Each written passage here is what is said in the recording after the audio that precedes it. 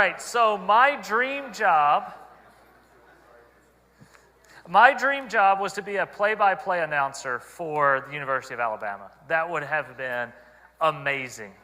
Basketball, football, baseball even. It would have been so great.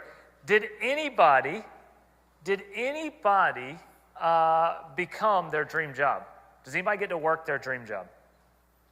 Okay, awesome. That's great. Ashley, good. Kelly, is that not your dream job with your mom? I mean, okay. See, I expect participation in this stuff, right? And okay. You want to make sure other people are raising their hands and all that? Yeah. Oh, you really want to be a private detective. Oh, okay, sorry. I am off. Here we go. All right, so sermon time. Here we go. Your dream job, right? We think about this dream job, that if I could ever work my dream job, that it wouldn't feel like work. And then we became adults.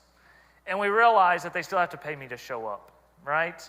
That it still has expectation, responsibility, coworkers that don't carry their weight, right? There's still problems, there are still difficulties, that there is really no dream job, or else it's not the dream that you had for it, right?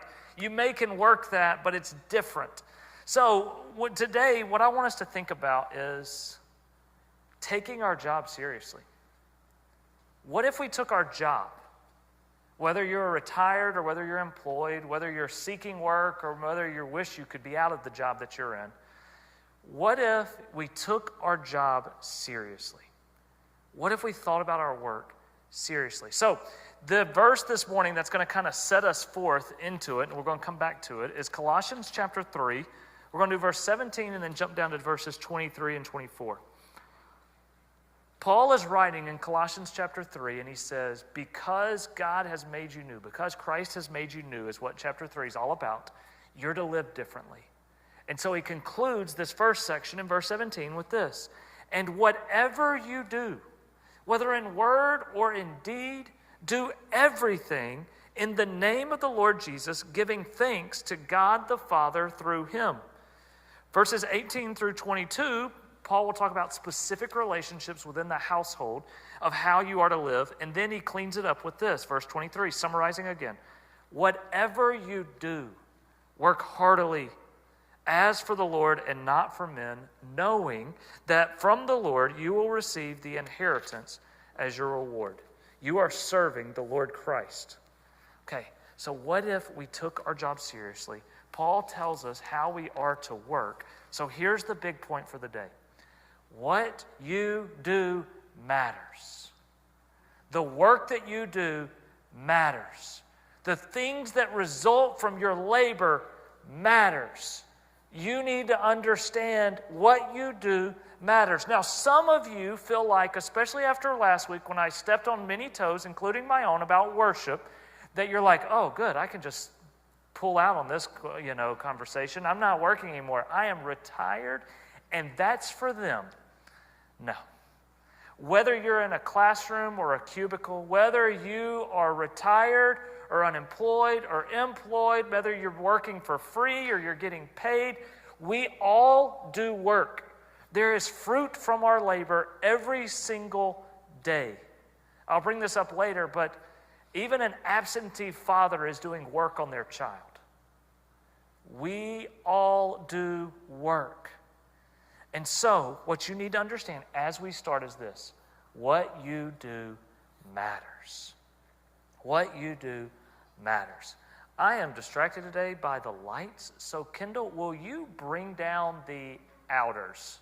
I'm sorry, it's just too bright and it's just hurting my eyes. Okay, is that a little bit easier? Everybody can see still. Good. All right, let's start at the very beginning. Genesis 1, okay? God is the first worker.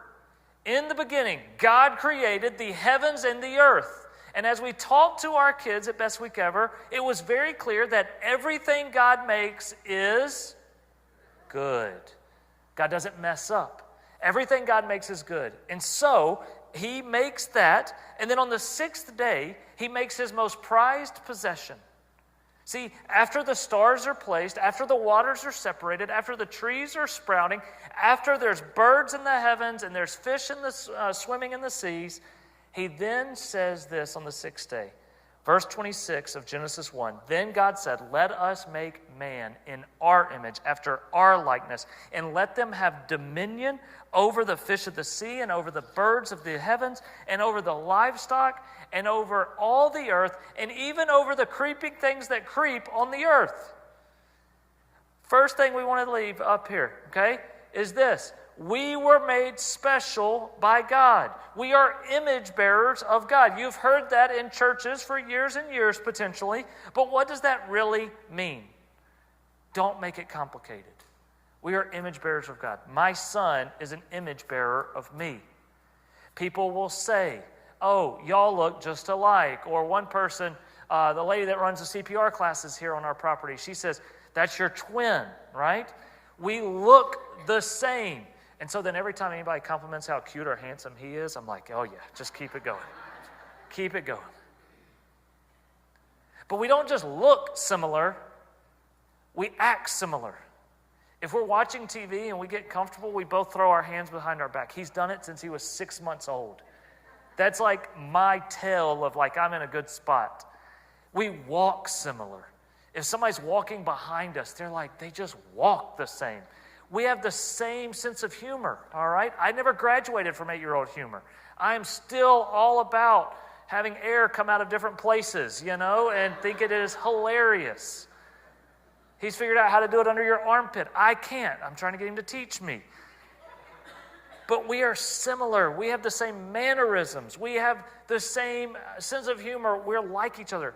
He's not exactly me because I'm only half of his makeup.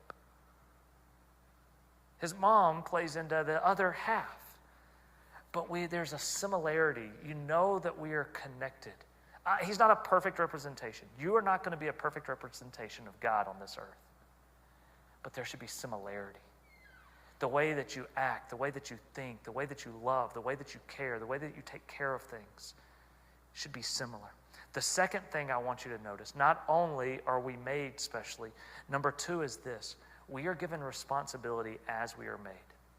Read that verse. Yours is back there. And let them have dominion over the earth. We have responsibility over the earth. Verse 27 of Genesis 1 says, so God created man in his own image. In the image of God, he created him. Male and female, 2 different genders, sexes, he created them. Verse 28. Read this, though. And God blessed them. And he said to them, here are our jobs. Be fruitful. Make meaningful things in this earth. He says, be fruitful. He says, multiply. Make more of you. He then says, fill the earth. Make this place full. He says, subdue it. Make it orderly. Have dominion over it.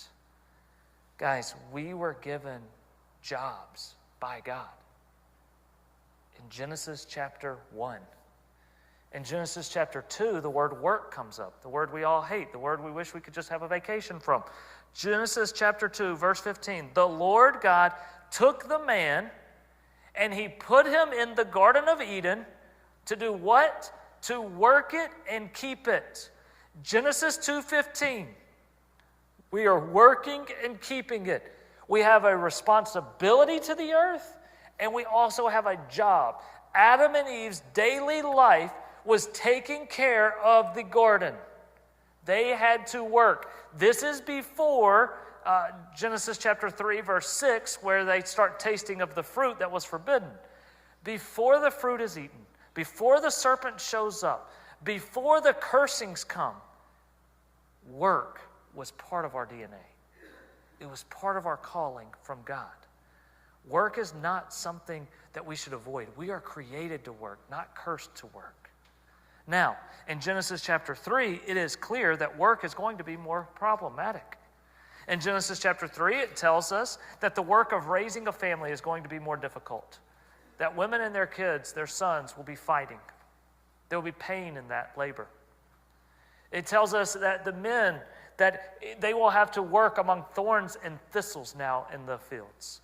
That they will work with sweat coming down their brow just to make bread. Work is a problem now because we live in a post-fall world.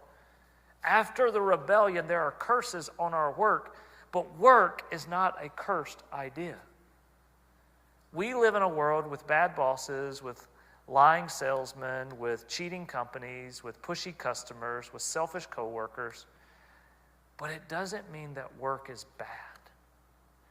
You are called to work. Friendly Chevrolet needs Suzanne Devine to show up and work every single day. But they don't just need her to fill out paperwork and to manage people. They need her to be the image of God there. Alliance Geological, whatever it is, Matt Moody, they need you to show up and to lead your department well. Blaylock needs Kendall Jones to show up and not only teach kids how to play a certain instrument, but to love them and be a place that they are seen and heard in a world where they maybe not are ever seen or heard. Little JJ Shelton needs Mary to love him and nurture him and to raise him up in the home. Even retirees like Donna Wilson, she works. Look who she's got beside her. She's having to keep them quiet the whole day right now. And you know Carrie's not any help. He's probably telling jokes and trying to figure out how to do this. Okay, thank you. Donna was here on Tuesday working for a few hours to make sure that the financials are taken care of for this church and that we're done with integrity and honesty. She also was taking care of Vivian on Tuesday because her mom had to work. She's still working, she just doesn't get paid for it anymore. We all are called to work. Miss Nell works to visit and to stay in contact with our homebound people. Ron Reeves works around this building all the stinking time. We need you to work, and you are fruitful. So you are called to serve God in whatever vocation He's placed you in. No matter where you are, no matter if that you work remotely or you work in the home, if you work at an office or if you work in your car, you are called to honor God. And we're not called to pull away from our work. Paul says this really well in 1 Corinthians chapter 7. He says, the place where you work is the place that you need to be. He says it in verse 17. Only let each person lead the life that the Lord has assigned to him. God didn't assign me the same job that He has assigned Chris Wall or Richard Whitmire or Bill Ulu. He assigned you a certain job. So you should do that to which you are called. You are to work the job where you are called. Verse 14, he takes another step in that. He says, or verse 24, he says this, so brothers, whatever condition each was called, let him remain there. In its most present context, he's talking about marriage, and you don't divorce somebody if they're an unbeliever because you've become a Christian. But I think the context fits. All of these Christians in Corinth are going, what should I do?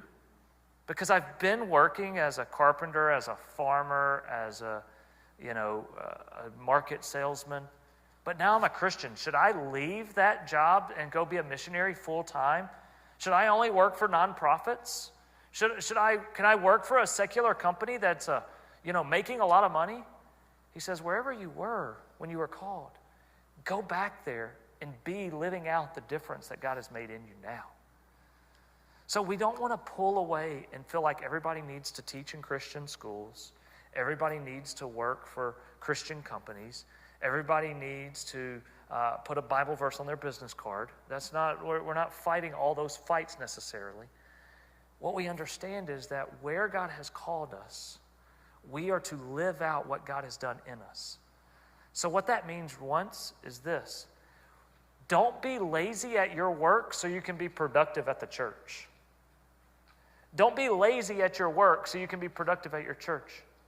If you are called to be in school right now, if you are called to answer phones right now, if you are called to send emails right now, then step into that and step towards that instead of pulling away from it. 1 Thessalonians 4:11 says a really great verse here. And I think a lot of you guys will take comfort from this. This is what Paul is writing to the people in Thessalonica. He says this, aspire to live quietly, mind your own affairs, Work with your hands as we instructed you. Paul is saying you're doing good work by showing up every day, working hard, returning home, not creating problems at work or in your neighborhood, not being busybodied, but just doing the work you're called to do, being faithful in it, and doing it with integrity. So, I want to return back to Colossians chapter 3. It says, "And whatever you do, whether in word or deed, do everything in the name of the Lord, giving thanks to God the Father through him." And then it says in verse 23, "Whatever you do, work heartily, as for the Lord, not for men." So how do you work, especially in secular vocations? Secular sounds really bad, but out there, not in here. How do you work in a way that pleases God? The first thing that you need to remember is this: do good work. Do good work. Christina is a banker, a concierge banker. Be the best at it, Christina. Mary Jane shows up on Tuesday to her job, and I think she just wants to see the girls that work up there with her. But be awesome at being Mary Jane up there every single Tuesday. We are called to do that. Do you view that your job as a calling? It's easy to say missionaries are called. It's easy to say pastors are called. But do you think about your work at the hospital, Hannah or Yolande? Do you think about your work as being a calling? Do you think about being a student as being your calling? As you go to UConn or as you go to, you all both graduated, wherever you're going, do you think of it at DBU? Do you think of it as a calling? That God has me here for a reason. If you do think of it as a calling, you're much more likely to think about, I need to do good and represent him well here. So when you have to answer the phone because it keeps ringing off the hook, answer it warmly, even when it's a difficult person on the other end. When you write an email, write it genuinely and with compassion. When you lead teams, lead your employees lovingly. When you're frustrated with a coworker because they failed you, show grace. Because you are representing God as you are doing that. When you make plans, plan the best you can. When you strategize, be the best strategic thinker there is. Martin Luther was asked this question one time by a man that makes shoes, way back in the day. And the guy comes up to Martin Luther and he goes, I'm now a Christian. I've been a shoemaker my whole life. That's all I know. But am I supposed to do something else so that I can honor God? And Martin Luther looked at him and he said, no. He says, let me read the quote. It says this: the Christian shoemaker does his duty not by putting little crosses on shoes, on every shoe that he makes, but by making good shoes, because God is interested in good craftsmanship. Do your work well. Be the best at it. Don't cut corners. Don't take shortcuts. That doesn't mean that you have to stamp Jesus on every product you make. No. But allow the goodness of the gifting he has given you to flow out in the work that you do. And I love this quote that I read this week. It says, any honest work, when done well, can be a form of worship. So you can honor God and worship him for the talents he's given you as you're teaching orchestra classes, and as you're making deals, and as you're answering the phones, and as you're developing creative ideas. Any honest work, all right, some things are eliminated from that, but any honest work, when done well, can be a form of worship. You honor God in your Christian calling, not outside of it. There are some companies that are Christian companies. Who do you think of when you think of a Christian company? Say it out loud. Chick-fil-A. Anybody else? In-N-Out. And what is the third? Hobby Lobby. Okay, those are the three I had. I figured my California friend and her spouse would get In-N-Out as well. Those are Christian companies. Now, those are great, successful, awesome companies, but it's not just because only Christians go there, right? We know of them as Christian companies, but we only know of them because they're really good at what they do. They make the best chicken. They sell affordable products, and if it's not affordable at Hobby Lobby, they get a coupon for you, right? 50% off of it, right, at some point. In-N-Out, you may or may not have known, was a Christian company. But one way that's a giveaway is when you pick up your cup after you go to In-N-Out, on the bottom of your cup is a Bible verse. These companies are great companies that do great work, and now they are leveraging their opportunity for the sake of Christ. If they showed up and said, "This is Jesus chicken, eat it," they wouldn't be in all 50 states and so many places, right? They showed up and they said, "This is the best chicken you've ever had. Try it." You never heard of a waffle fry? Well, let me introduce you. And then they can start leveraging who they are, and they are known by their values and by their faith. Go and do good work. You don't need to forward every prayer chain to everybody in your office, okay? You don't need to, recite a Bible verse to everybody that steps in. You can if you think that's worthwhile or it fits. But do good work. Be trustworthy. Be honest. Be a man of integrity or a woman of integrity. I'm reminded this morning that Jesus, we know about his work. We have 4 Gospels that tell us his work over about 3.5 years. But by my estimation, he probably worked a decade to a decade and a half as a carpenter in an obscure shop, doing mundane tasks, and none of what Jesus has made do we have anymore. I don't know of any museum that says, "Oh, hey, this is a table we're pretty sure that Jesus made." For 10 to 15 years, he made things. Things that probably broke, things that got thrown away, things that people moved on from. But it wasn't a waste. When Jesus was being baptized, God says to him, "This is my son with whom I am well pleased. This is my son that I love dearly," depending on which gospel you read. What did Jesus do up until that point? He had taught a little bit in the temple. He had, and then he had worked as a carpenter with his dad. But I don't have any belief in me that the tables or chairs or stools that Jesus made were cutting corners or just saying, "Oh, that's good enough, we'll move on. They'll never know. That'll work, that'll pass." No, I believe that he did everything with integrity and quality. The question is, what about you? Do you do your work with integrity and quality? Or do you do just enough to get by? Do you do just enough that they're appeased and you can move on? Are you the last one in and the first one out every day? Do you do the mundane task faithfully?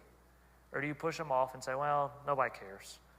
Do you do the task that nobody sees with integrity, or you just go, "Well, it doesn't matter anyways"?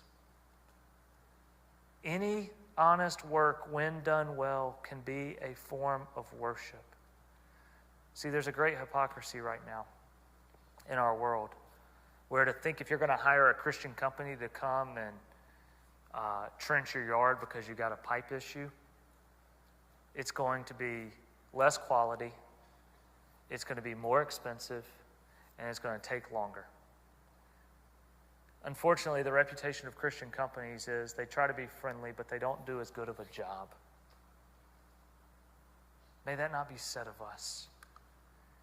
May we be the best plumbers and drivers and salesmen and engineering firms or whatever else you guys do in grown-up world. May our work not be lazy. May it not be shady, and may it not be shoddy. May your word be good enough at work. If you say it, it should be done. That your promises are upheld. That there is follow-through and there is quality in everything that you do. May it not be a disservice using us because we're Christians. All right, so my last point today is this. You're to do good work. And number 2 is this. You are to display God's work in you. When you show up to work, you show up as a person made new by Christ. You're not just another coworker. Carlin was saying to me this morning even, she's not in here so I can tell it. Carlin was saying to me this morning, she said, I feel like sometimes I get asked to do things that others wouldn't get asked to do. And I said, and I don't think she liked it that much, and y'all can get on me later. I said, but you're not others. We can expect more of you, and I love you for it. When you show up, you're not others. You're not just another teacher at the school. You're not just another partner at the firm. You're not just another worker in the cubicle. You've been made a new creation. You're to live that out. In 2 Corinthians chapter 2, Paul says that we have the aroma of Christ. A few years ago, I got into candle making. Thought it was going to be a big business. It's not. It's fun, though. See, I like candles. And I like good candles. Candles that fill up the room, right? And y'all have all probably gotten a candle from me, most of you. If you haven't, we have some at the welcome desk. I like to make a candle because it's inviting, it's warm, it makes you feel at home, right? This isn't my favorite scent. I've got some more at home that I can give you that really fill it up. But a candle creates an aroma that changes the feel of a home. Maybe you have a Glade plug-in or one of those fancy, is it Puras that goes off, you know? But it makes the house feel different. Paul says in 2 Corinthians chapter 2, you are to be the aroma of Christ. Wherever you go. You should change the way that the room is. There should be a warmth, a comfort. There should be a coziness about you, that there's a trustworthiness that I can share because I know they care about me. But what aroma are you giving off? Are you giving off a different aroma every single day? Are you giving off an aroma that is displeasing, that's just complaining about every single car in traffic that didn't follow the rules that you wanted them to follow? Are you giving off an aroma that every inconvenience and every interruption and every added thing that the boss keeps laying on you is just such a problem? What would it look like if you were living out an aroma of Christ at work? Where you are pleasing and comfortable, where people would look to you. Do you show up with a negative spirit every day? Do you show up complaining, frustrated, upset, hard to work with? Do you show up exhausted and you take it out on those that work around you? We are to show up with a different aroma, in a different way, that reflects that God has made a difference in us. Because in 2 Corinthians, he says, you are an ambassador of Christ, and he wants to work through you at your job. I said it earlier, that you make an impact whether you want to or not. The easiest way to think about that is an absentee father makes an impact on their son or daughter. They can't help it. If you're not even showing up and doing your job, you're making an impact. And what impact are we making? It doesn't mean wear a Christian t-shirt every day to work or send all the prayer messages around. And if you don't send this to 10 people, then I don't know about your salvation. We can keep those to ourselves. But we are to live out grace. Jesus said he was called to go to the sick and to sinners. They show up at work with you every single day. They need to be found. They need to have hope. So will you step towards them instead of stepping away from them? I'm going to end with an example and then one quotation to share. The example is this. Who here shops at Walmart Neighborhood Market on Josie? Is anybody? This is a time you can raise your hand again. All right. So you're too good for it? Okay, I understand. Target people over here, or Whole Foods, right? Walmart Neighborhood Market. Connie's not here, but she knows this too. All right. At Walmart Neighborhood Market, there is a man that is the aroma of Christ. I don't know if he's a Christian or not, but he is the aroma of Christ, in my opinion. Does anybody know who I'm talking about? Do you shop at Walmart enough to know that? No? Man, this example would have been better, but that's okay. All right. The cart guy. Do you know what I'm talking about, Dave?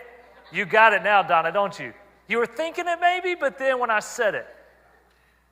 Okay, if anybody caught their reaction, that is a testament to who this man is. This man in August walks around in a long-sleeve t-shirt, pushing carts in that frustrating parking lot.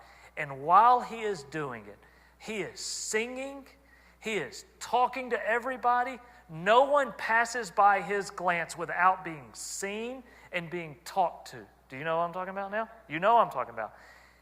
He makes my day better because he says, it's good to see you. And he'll hit you with a, my man. And I love it. And I'm like, no, it's good to see you because you made me happier by the joy that you are exhibiting doing this menial task that is done over and over and over again all day long in the baking heat. That is the aroma of Christ. Living out what God has done in you and helping people feel seen, feel heard, feel cared about, feel loved. He will run and get your cart so you don't have to walk it back. He will dance with Connie. They will sit and have a dance party in the middle of the parking lot, she told me. This is who this man is. Now, you're not wired like him or me. I get that. Not everybody's crazy like us, okay? But you can be you. And who you are, for most of you guys, is really likable, all right? Like you're fun to be around. Be you where you are. I'll end with this. There's a lady named Dorothy Sayers. She was a contemporary of C.S. Lewis. She was friends with him. She was an author and writer and all of this sort of stuff. And she says this, and it'll be on the screen for you. It says this: in nothing has the church so lost the hold on reality as in her failure to understand and respect the secular vocation. I'm going to pause there. Go back for me. We have lost the sense of what it means to go to work every day as a Christian. It matters. I think a lot of that is because in most pastor families, none of them work in the real world. Most pastor families I have seen, the pastor has only ever worked in a church, and the wife, and they get to a church that can afford it, doesn't work. And she is the party planning committee at the church. And they have no understanding of what you do 40 hours plus a week. I got to teach 1 year high school math. And it didn't pay a lot, but it was such a good experience for me personally because I got to understand what it's like for you to go to a place every day. Well, the church has lost the respect of the secular vocation. She continues on in this. The church has allowed work and religion to become separate departments. They're not. Your religion is lived out at your work. Your faith is lived out in how you treat coworkers. Let's continue on. It says this was a challenging statement. How can anyone be interested in a religion which seems to have no concern with what I do 9/10 of my life? No. Jesus spills into everything. You're a new creation, and that means everything that you do should be done differently. And finally, I think there's two more. Let the church remember this, that every maker and every worker is called to serve God in his profession or trade, not outside of it. You don't serve God only when you teach little church or when you open a door. No, you serve God in your profession, not outside of it. The final one is this. The only Christian work is good work, well done. Are you doing good work? And are you doing it well? So I'll end here. Work is hard. We live in a post-Genesis 3 world where there is the cursing of work. It's not easy. It's not fun. It can be lonely and disappointing. But work honors God. What you do matters. And so, when you show up to work, will you bring not just this little light of mine, I'm going to let it shine, but it fits really well, but will you be salt and light? And will you give off an aroma of Christ, not an aroma of death?